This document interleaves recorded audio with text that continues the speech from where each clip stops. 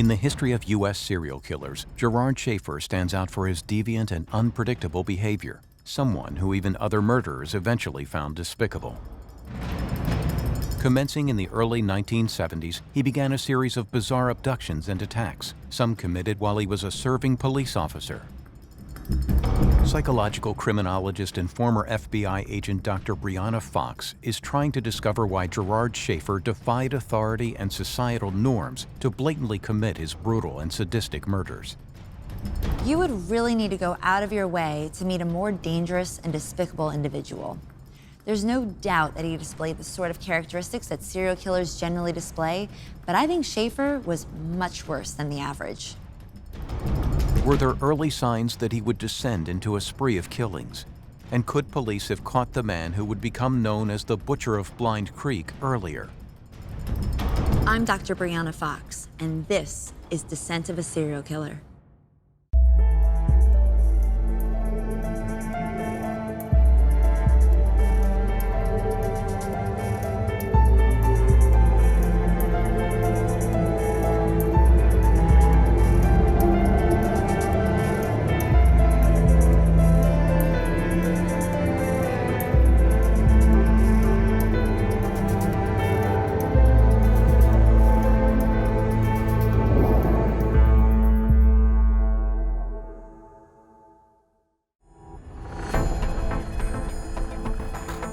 Dr. Brianna Fox, a former FBI special agent, is now a professor at the University of South Florida, where she conducts research in the areas of psychological criminology and offender risk assessment. Dr. Fox will be using her unrivaled expertise and research to examine the case of Gerard Schaefer, a serial killer who may have killed up to 15 people in the early 1970s. Schaefer's case is a fascinating one. He seems to have a far deeper understanding of his own twisted fantasies and what's necessary to carry them out than most serial killers do, but follows all the textbook red flags that he will commit murder. Schaefer's targets were teenage female hitchhikers. He would abduct them, tie them, and butcher them in the most callous and vicious manner. To get a real sense of Gerard Schaefer, we need to examine where the red flags of this case first appear. Alongside my fellow experts who have hands-on knowledge, we will investigate his descent into serial killing. Gerard Schaefer was the eldest of 3 children, born in 1946 in Wisconsin to Gerard Schaefer Sr. and his wife Doris. His father traveled a lot, and so they moved several times. They went from Wisconsin to Tennessee. They lived in Nashville for a while. Then they moved to Atlanta, and then they finally settled in Fort Lauderdale. The home was pretty conflicted and turbulent, according to him.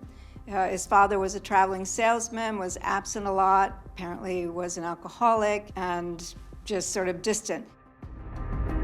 He developed a sense of inferiority throughout his childhood. He always felt as if he couldn't live up to what his father wanted. Even both of his parents, according to him, seemed to never be happy with him and to think that he needed to do better or be better in some way. So he always felt as if he just wasn't good enough. One of the concerning things about Gerard Schaefer when he was younger was not that he liked hunting and not that he liked knives, because a lot of boys like these things, but there were stories about how he killed animals for no good reason. Not just animals, not just game to take home to eat. It would be small animals, squirrels, turtles, crabs, just to be killing them. There is a thing called the triad, which people say that serial killers exhibit. The triad is bedwetting, killing animals, and setting fires. And you wonder, why would they do these 3 things? Well, the reason is because these are 3 ways to get power and control when you're just a child. You can't do much. You don't have a car. You can't go places. Probably you can't go off and kill people. But you can urinate in your bed and make your mother angry. You can set fire to the shed next door. And you can kill animals, which gives you a big thrill because this is your chance at playing God, at seeing something die in front of you. Although the family moved a lot, Schaefer's parents wanted to ensure he ended up at a good school. He went to mostly Catholic schools. It didn't seem that he had such a bad life, and nothing that you would say, oh, obvious that he had a horrific childhood. No, as a matter of fact, he did very well in school. Would joke with people, but a lot of times the jokes were inappropriate, talking about inappropriate things and joking about those, either sexual or people being murdered type things that started sticking out. His peers did not think that badly of him, at least the male peers. They thought he was kind of cool. He was good looking. He played golf. He seemed to know a lot about women, and they liked that. They liked the stories he had to tell. There were some girls who said, he's kind of creepy. You know, something is kind of wrong with him. The girl's instincts seemed to be right, as he started displaying peeping Tom tendencies, which law enforcement would classify as voyeurism. The sense of becoming a peeping Tom is often about having control over others, having a sense of superiority where they know that they can see you and you don't know that they're out there. That would make sense for someone like Schaefer, who felt inferior. This was a way, especially peeping on women, this was a way to feel powerful over them. You can start stalking, and you can watch women, and you can get into their private space. That is a huge red flag for what might come in the future. His invasion of privacy escalated past looking into women's windows. He also started to steal their underwear. Some people end up with this fetish, and they don't go around killing people. But now add to it that he also likes to hurt animals. He favors bondage. So now we have all these wires crossing in this young Gerard Schaefer's mind, and what we have is we have some violent tendencies crossing with his obsession with women's underwear and actually being a female himself. He developed a sense of masochism where he would tie himself to trees. He said he had become really obsessed with death. He would tie himself to trees, and then he would get aroused and he would hurt himself. This is a very screwed up individual who is about to become very violent. At least one Broward County Sheriff's officer I talked to told me there were some cattle being killed in the area and sodomized and mutilated. And so he built up from small animals, killing small animals, peeping Tom, collecting underwear, pushing his sexual fantasies, and then finally starting to push his killing fantasies. Schaefer's upbringing does not highlight any particular red flags, although he did later claim that his parents resented the fact that he was not a girl. It's an interesting claim to make, as gender roles would, at the time, have generally skewed towards sons being the preferred children. But I believe his parents recognized a lack of caring and empathy, traits that at the time would have been considered feminine. In my experience, hunting solely for the pleasure of the kill, that's synonymous with psychopaths. I find his voyeuristic behavior to be a frightening precursor of his ability to want to establish dominance and power over people he sees as sexually desirable. It is interesting that so early in his development, there's already a lack of trust from his female classmates. He is a relatively intelligent person and realized that he needed to develop a charming persona which would trick people into liking him, which would make it possible for him to manipulate them and give him the control that he desires. Although his actions are unsettling for some, like many budding serial killers, he can charm people when he decides to, though he couldn't keep up the pretense of normalcy for long. Gerard Schaefer did tell his girlfriend, Sandra London, who he was with for 1 year during his teenage years, he did tell her about some concerning sexual fantasies that he had. He liked to peep into women's windows. He told her that. And he also told her that he wanted to kill women. When we talk about descending into madness, well, it is a descent into madness, but for Gerard Schaefer, he's escalating his behaviors. And his behaviors becoming very sadistic in a sexual nature with violence. When he started a relationship with a woman named Cindy, his need for sexual gratification seemed to escalate. This relationship lasts for 3 years, which is I would say, as an expert, a long time for a future serial killer to have a relationship.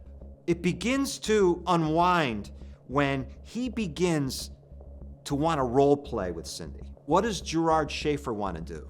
Well, he wants to sneak up on his girlfriend, rip her clothes off, and literally her in a violent way. And she wants nothing to do with that. Just normal sex was not enough for him. Making love was not enough for him. He already wanted to experience the concept of committing a rape. And that's a pretty young age to do so, which goes to show that a lot of fantasies start in the teenage years.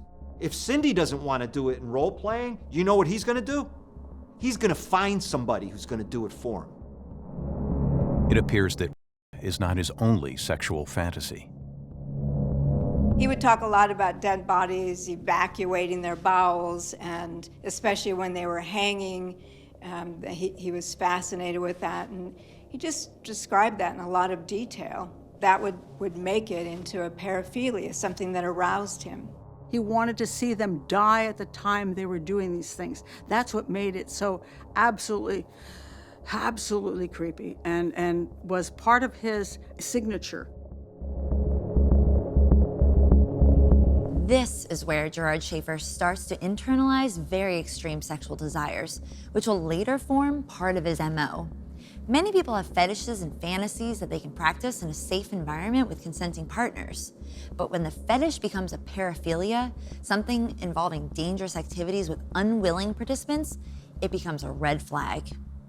In my experience, although the fantasy is about invasion of personal space and establishing dominance, he begins to use coercive control to fulfill his fantasies, a practice that he will continue and build upon throughout his descent. What is amazing is that even though he has consistently practiced killing animals for pleasure, voyeurism, petty theft, I find it surprising that with this level of antisocial behavior, it is yet to bring him to the attention of law enforcement. This will have given him a feeling of power, almost immunity to carry on exploring his fantasies unchecked, because there has been no retribution for his actions so far. At this time, all red flags point to his descent into murder. By the early 1970s, Gerard Schaefer was showing a concerning number of red flags.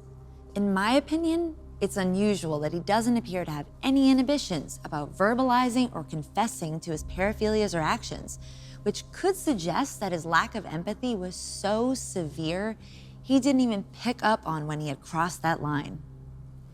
In a bid to give himself a higher social status, Schaefer appears to have started telling barefaced lies to project a grandiose sense of his own worth. He decided to choose a career path that would have been tailored towards power and respect in whatever form he could find it. Many people believe that serial killers do not have a grasp of reality, but that's not true. Serial killers absolutely know what they're doing.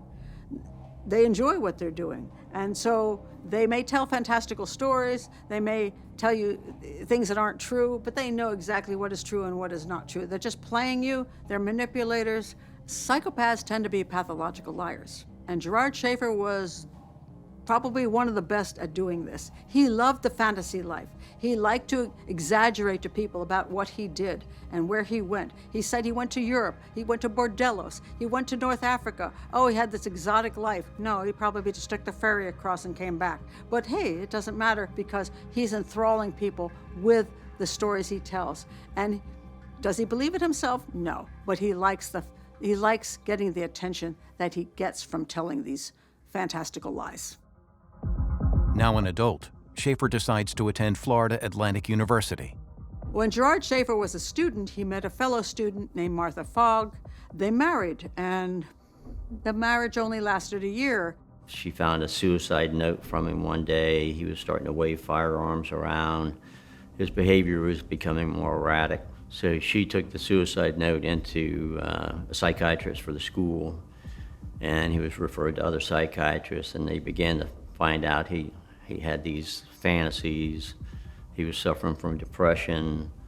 They hadn't labeled him paranoid schizophrenic yet, but that diagnosis came down the road. As with his previous relationships, Schaefer found it impossible to separate the violent fantasies he had from real life. She filed for divorce for extreme cruelty. What was the problem with that marriage? Well, apparently, according to Gerard, she wouldn't put out the way he wanted her to put out. The sex wasn't good enough. Did he want her to be involved in some kind of sex act that she did not find particularly pleasing? And we'll never know that. And it makes us wonder, what kind of sex did he want? When it comes to employment, Schaefer's track record is just as erratic as his romantic life. There's a couple of different jobs that Gerard Schaefer tries to get, and it tells us a lot about him in the way he's thinking. So he tries to get into the priesthood, but the Catholic Church will not have him. Why? Because they say he doesn't have enough faith. He reacted to that, reacted badly, by deciding to just leave the Catholic Church, and he began to talk about the fact that all of his schooling had been brainwashing and it was just doctrine and really was meaningless, and it wasn't a shortcoming on his part, but it was a shortcoming on their part. Then he tries to become a teacher. He wants to be around kids. He wants to be around young people. He wants to be around people he can control. That's what he's looking to do. He was authoritarian. He would impose his beliefs on the students rather than helping and guiding them to form their own beliefs. He soon gets fired for inappropriate behavior. Schaefer's a guy who any job he gets that isn't like washing cars or doing some manual labor, he's gonna get fired from because he cannot act right. It's not in him. He's always gonna act inappropriate. Eventually, Schaefer got a job where he felt an affinity for the role. The number one job of serial killers tends to be security guards. Why did they pick this career? They wanted a uniform. And if they're lucky, they can become an armed guard and they can get a weapon, and that pleases them. And also security guards, there's so many of them that are needed that it's an easy job to get. But they love the power and control. He liked the authority of it, and he probably began to fantasize and realize that authority would give him some power over people. Schaefer fell in love with the control and power being a security guard gave him, so the next logical step, he applied to be a police officer. One of the reasons psychopaths can get onto police forces is simply the fact that there's a lack of manpower, that the police force is desperate to get new recruits. Sometimes they simply don't have enough applicants, and so they lower the bar. And I think Gerard Schaefer was one of those people that got over on that because they were desperate enough to get anybody in there, and they accepted him. And picture this guy driving around. A loose cannon, a time bomb. What is he doing? He's pulling over women, accusing them of crimes, but then he's telling them, give me sex, I'll let you go. Schaefer did, however, start a successful relationship during his time in the police force. Teresa Dean was Gerald Schaefer's second wife. She met him when he was a police officer, and she was impressed. He had a uniform. He was serving the community, and she found him attractive. And she married him, and apparently, oddly enough, that marriage seemed to be going pretty well. However, Schaefer still crossed the line discussing inappropriate private matters concerning his wife with his colleagues. He would talk about his sexual relationships with his wife, how he would come home and throw her over a couch and sodomize her. And it became uncomfortable for the other officers to work with him. Eventually, the culmination of the repeated issues led to a review of his employment at the police department.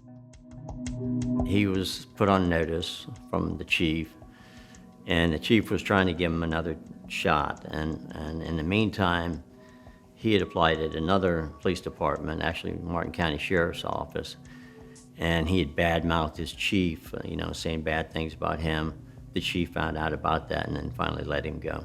This is 1971, 72, 73. There's no computers. So records didn't really travel with you. So he could have been inappropriate at the last job. He gets this new job in Martin County. They don't know what he's done.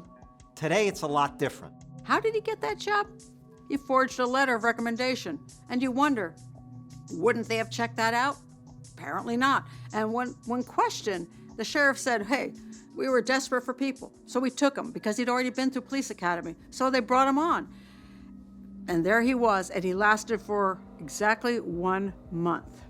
And then he committed a crime that they could not excuse. From my academic experience, I find it fascinating that although he's managed to be hired by not one, but 2 police departments, he still hasn't learned to adjust his behavior and topics of discussion to what would be considered socially appropriate. He's still making his colleagues feel uncomfortable. Previous red flags have all indicated that he would use his position of power to gain coercive control and fulfill his fantasies. In his unique position as law enforcement officer, it allowed him to extract sexual acts from the unsuspecting victims of his claims of legal infringements. If you look at theories of positive reinforcement, you will see in this case that he used the trophies as a masturbatory aid, reliving the actions of his fantasy and achieving pleasure, which reinforces the positive connection between how he acts and how he feels afterwards. Research shows that eventually he will need to escalate his crimes, as the pleasure of the trophies will lessen and he will need a greater thrill and more danger. And I believe that's why he increased his victim count by taking 2 girls at once. His own comments are really revealing. Doing doubles is far more difficult than doing singles, but on the other hand, it also puts one in a position of twice as much fun. I would guess it was because he wanted to control the 2 of them and force one to watch what he did to the other, because that would give him a witness to his depravity and his power over someone, as well as amping up the psychological terror that he'd want to experience in the final victim. On July 21st, 1972, Gerard Schaefer decides to use his authority as a police officer to cross the line on his descent. He pulls over 2 victims with the intention to kill. Gerard worked for the sheriff's department for 1 month, and he did something that he called a silly mistake. He picked up 2 girls. They were hitchhiking, and so he picked them up, and he said, you know, you shouldn't do that, girls. And he took them home. He said, you know, don't do that. But he told them he would come back the next day and pick them up and take them to the beach. And they thought, well, you know, it's a police officer. He took us home. He must be a safe guy. So the next day he picked them up, and he didn't take them to the beach. He told them that he wanted to show them something. He had this place out on Hutchinson Island that they would probably be interested in seeing, and then he'd drop them off where they wanted to go. But they were at this point getting a little nervous, but now Schaefer has a way to control them. He has a gun, he has knives, and he takes them onto this isolated island. He tied them up, and he tied one to a tree in one area, hog-tied her and tied her to a tree. And then he took the other one to a place near the water and tied her to another tree, making her balance on a set of roots. If they do anything that would make them slip, then they're going to die because the rope is going to hang them. So this is a way for him to up the terror, to make, not just for, you know, one individual, but they watch each other, afraid for the situation they're in, afraid that they're going to die. And he also had molested them, he had touched them, and they now knew that this is a sexual predator who's probably coming back to rape and kill them. But then he had to go back to work, so he left them there, and this is the one time he did a really bad job of what he was good at doing in the past. One of the girls got away and swam across the river there. And as she was getting to the other side, here comes a Martin County Sheriff's police car. And she thought it was him again, and she thought, oh, now I'm done for.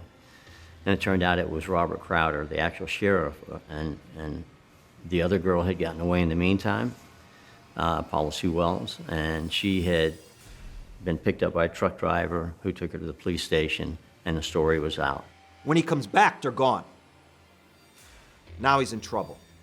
So what does he do? He calls his boss and he says, listen, I've made a mistake. I picked these girls up, and I told them that I wanted to scare them. I wanted them to know that hitchhiking is terrible and dangerous. And so I took them out to this island and really scared them and made them believe that they were in deep, deep trouble because I wanted to teach them a lesson. And now they've gotten away, and they're probably going to think that this was much more dangerous than it really was.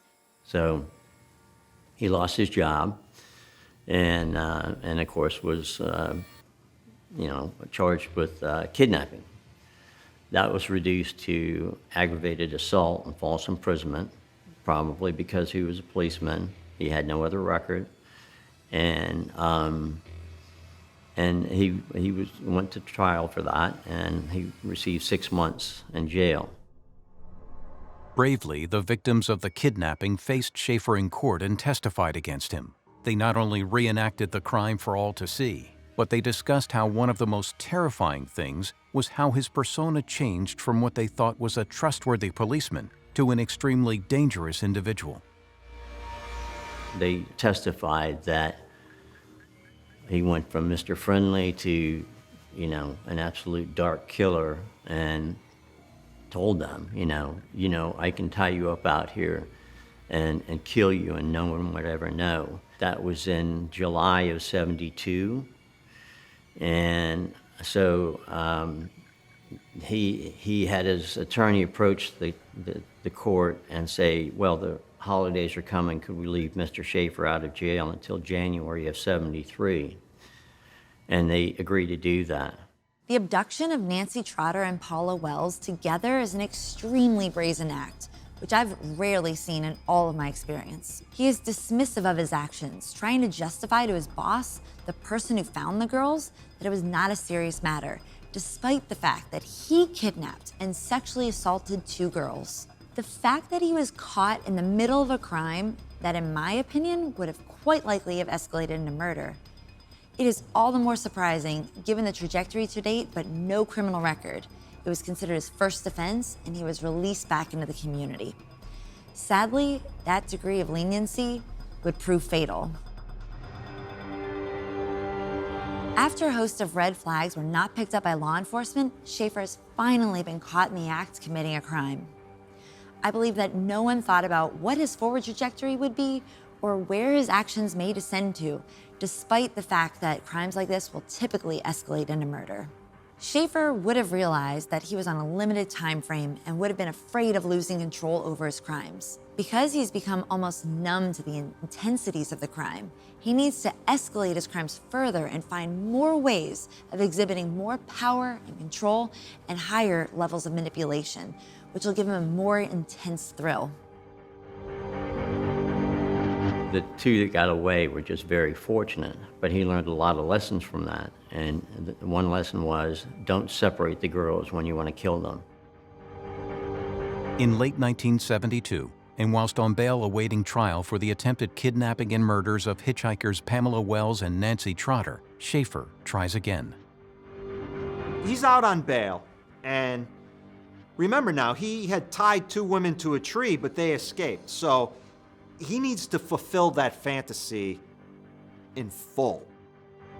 On September the 27th, he attacks again and targets Susan Place, age 17, and Georgia Jessup, 16, after meeting them at a GED, a general education development course. But he'd met the girls before. They'd both dropped out of high school and were doing one of these GED type programs. And for some reason, he was there and got to meet them there, and then was comfortable enough with them they invited him to their house, Susan Place's house particularly. Showed up at their homes, and the mothers got to see what he looked like. And then he said, I'm off with the girls, and he went away with them. And she actually looked out the door, and she saw the car leaving, and she wrote down the license plate number. She went to the police and gave them the tag number. The policeman that wrote down one of the digits in the tag number incorrectly. So nothing happened, no one was found. Eventually, the kidnapping trial happens in January 1973, and the media coverage alerts the girl's parents to a potential lead after they notice the similarity in victimology. And in the kidnapping case, that came to their attention, that he was going to jail for that, the ones where the two girls got away in July of '72. So they go to Martin County, where he's starting his jail time. That's 6 months that he put off till after the holidays. And they found out his address. They go by the house. They see the car. They see the tag on it. They go to the police station, say, this is the guy that left with our children, and then never came back. The mother of one of the girls he had kidnapped, she went to his wife's home, and they were chatting, and at the wife's home, there was actually a purse there that was one of the girls' purses, and there was evidence right there in the wife's home. However, legally, law enforcement did not have enough evidence to apply for a warrant because they had not yet discovered the girls' bodies. Their only hope was that police would be able to get a confession. The issue was they hadn't been found yet. And they showed a picture of Schaefer to the parents, and they said, that's the guy that left. And he said, well, I never met him. So it was their word against his. And then just through serendipity, a few months later, while he's still serving his 6-month term, there were some men out looking for beer cans for scrap metal, for money, on Hutchinson Island, and they found the bodies of Susan Place and Georgia Jessup on April 1st, 1973. Teeth were pulled out. The top of their skulls were never found, either one of them. Georgia was cut in half at the waist, her spine severed. Both of them were missing an arm. They're just pretty mutilated all the way around. The police are able to connect his victimology and method of abduction between his kidnapped victims and the bodies they found. What's interesting about this is law enforcement realizes, hey, this looks familiar. Where did this happen before? Gerard Schaefer did it to 2 girls that he picked up hitchhiking. The deaths of Susan Place and Georgia Jessup and the obvious linkage to the previous attempt with Pamela and Nancy lead police to Gerard Schaefer and to the properties he lives in and has access to. So they tie these 2 murders to the abduction that he was arrested for, and they get a search warrant for his mother's house where he'd previously lived. And what do they find there? They find what we call trophies, items that he took from victims. That gave them reason to be very concerned that he might be a serial killer. He might not just have murdered these 2 young women, but also murdered other people. And they started to make a list of women that these items found in his possession linked to. But now they have to begin searching for all these bodies. He had a collection, a diary, if you will, of some of his fantasies, and they're quite lurid. They're always sexual. There's always someone being bound, tied up, and typically hung. And eventually, in the stories, the victims die, and then he would have sexual relationships with them afterwards. So he was a necrophiliac. Why did Schaefer engage in necrophilia? Was this because they'd be easier to control? Would it be the conclusion of his elimination fantasy? Would it reduce his victims to an object of sexual pleasure? The answer to all of this is yes. In spite of the massive amount of evidence against him, Gerard Schaefer is only tried for the murders of Susan Place and Georgia Jessup, both of which he is found guilty of. However, in a strange twist of fate, the death penalty was not available in Florida between 1972 and 1976. He got 2 life sentences, and they were supposed to be concurrent, so actually he only would have had 20 years in jail. Somebody went back in and changed that to consecutive, so he ended up with 40 years. He was in jail with Ted Bundy, with Danny Rawlings, with Otis Toole. All of them were serial killers. All of them get the death penalty. But he didn't. So he had a pretty free ride. Even once he was found guilty of the murders, he was still looking for a way to manipulate and control people's perceptions of him. I interviewed him in 1985. I was able to sneak a tape recorder in and record him. I was able to get in, and I stayed 5 hours with him while he told me all of his stories and excuses, and in his most convincing fashion. I just wasn't sold on it. I was trying to hold her there, to come back, to kill her, to rape the one, to kill the other, and all this stuff that they're making up and trying to sell to the public.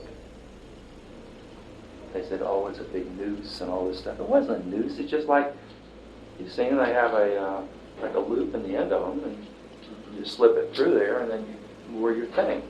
It's a tether. And I put it around her neck and tied it to the tree to keep her from walking away. She wasn't, as they tied to the tree. She wasn't tied to the tree. All it was something to keep her from wandering away. After realizing no one would believe that he was innocent, Schaefer took a sharp turn in the opposite direction. He's put on trial for the 2 murders, and he's convicted. But now that's not enough for him. He needs the credit. He needs to take credit now, right? He needs to become that nickname serial killer. That's what he wants.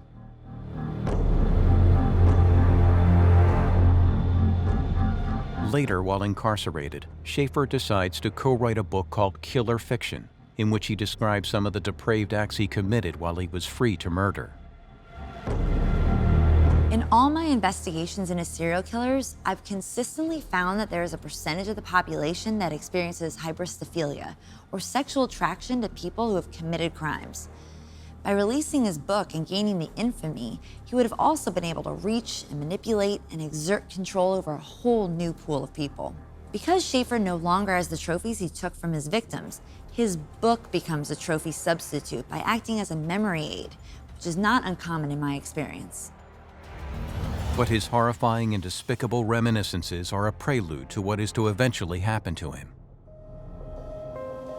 The police are about to interview him about 3 missing women when he was murdered in prison. One problem Gerard had was that he was an unpleasant guy. He just was one of those guys that really annoyed everyone. He was an egotistical, obnoxious human being. And even in prison, he didn't make friends with a lot of the prisoners. And eventually, one of those prisoners had had enough of him, and he stabbed him to death. I actually got a call from the warden in the prison because we stayed in touch. He said, I just want to inform you, Mr. Schaefer was killed in jail yesterday. He was stabbed 47 times, his throat was cut, and his eyes were gouged out and thrown in the rec yard. And just thought you'd want to know. Gerard Schaefer had many different diagnoses, anything from depression to paranoid schizophrenia. But he would change his story and tell people different things, and a psychiatrist can only feed back what they hear from the patient. He was rejected when he was a child. He took that rejection and he turned it into a volcanic rage against females. He's rejected by the Catholic Church. He's rejected as a teacher. He's rejected as a police officer. He claims to be rejected for being male, that his parents wished they had a female. But one thing in all of this is very important, and we have to distinguish this with serial killers. He knew exactly what he was doing the entire time. Often when these kinds of serial killers take victims, the victims belong to them. That's their attitude. These are not are mine. They came into my web, and I can do with them whatever I please, and there won't be any remorse because they feel entitled to have done what they did. So what drove Gerard Schaefer to murder in such a depraved way? With the accumulation of the red flags that have been highlighted, crucially, how did Schaefer get away with it for so long? From my research, there are many contributing factors which allowed Schaefer to carry on his descent. His crimes as a young teen were considered normal and that he would grow out of them, which meant they were never reported. Because there was no punishment, his confidence and grandiose sense of self-worth continued to escalate as he explored his fantasies unchecked. It was not until recently when it became a criminal act for police officers to have sex with people in their custody. In my many previous investigations where women have been asked for sexual favors by people in authority, the likelihood of any repercussion had they spoken up would have been very slim at this time. As a police officer, he was supposed to be a trusted member of society, and he exploited that to his own gains. By making use of his professional knowledge, he went undetected, choosing various body disposal sites he knew would not be monitored, ensuring that he picked high-risk victims, like hitchhikers, who were willing getting into the cars with strangers, and might well have been out of contact with their family for various periods of time. They can hide these things very well. They're typically very smart, they speak well, they can avoid detection that way. They're isolated, they can be, glad-handing, shake hands and work in a company, but they're usually still a little bit different. They're off by themselves quite a bit.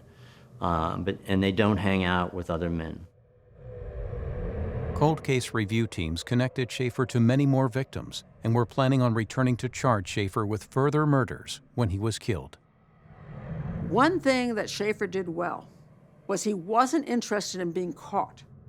There were so many crimes that were committed before he made the mistake of the two girls escaping from him that the police had no idea he was a serial killer.